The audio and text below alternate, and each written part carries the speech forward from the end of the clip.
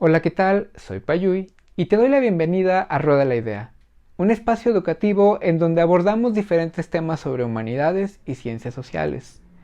El día de hoy realizamos una introducción a la posmodernidad. Es probable que hayas escuchado este término con anterioridad, pues no es nuevo. De hecho, su origen se remonta a finales del siglo XIX, en donde se utilizaba para designar a una corriente artística postimpresionista. No obstante, es Jean-François Lyotard quien en el siglo XX lo traslada al terreno de la filosofía con el libro La condición posmoderna. Pero, ¿de qué hablamos cuando hablamos de posmodernidad? Hablamos de la época actual.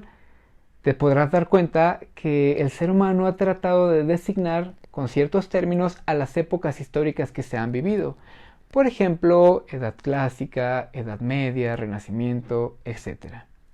Pues la posmodernidad es la palabra o el término con el que se designa a la época actual. Cabe mencionar que algunos autores prefieren utilizar otras palabras por determinados matices o precisiones.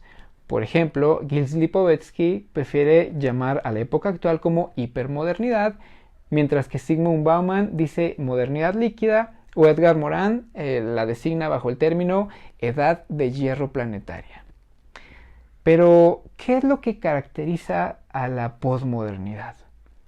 Jean-François Lyotard nos dirá la fragmentación de los metarrelatos. ¿Qué es un metarrelato?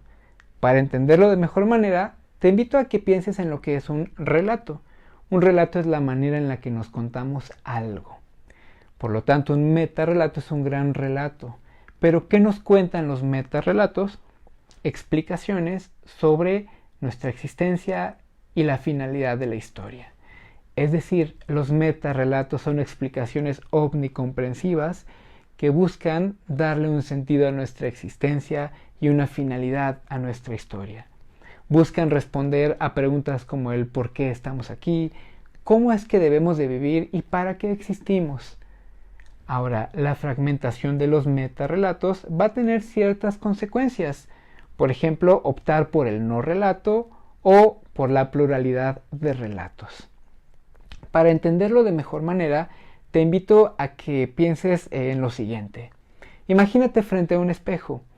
La imagen que este espejo te brinda es unitaria, es una.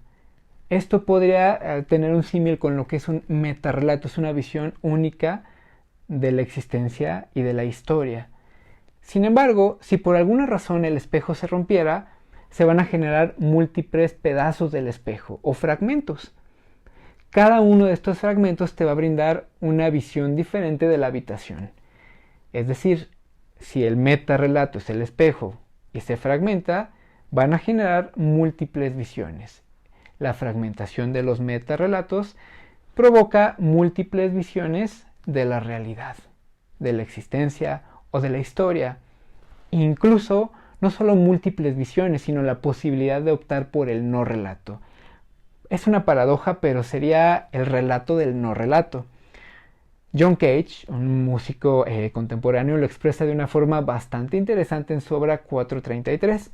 Si no la has escuchado, te invito a que lo hagas. Entonces, ante este panorama, pues nos podemos dar cuenta que es por ello que en la actualidad podemos ver una gran diversidad de muchas formas de vida. No se habla de una sola vía, una vía absoluta o totalitaria, sino que por el contrario estamos abiertos a la pluralidad.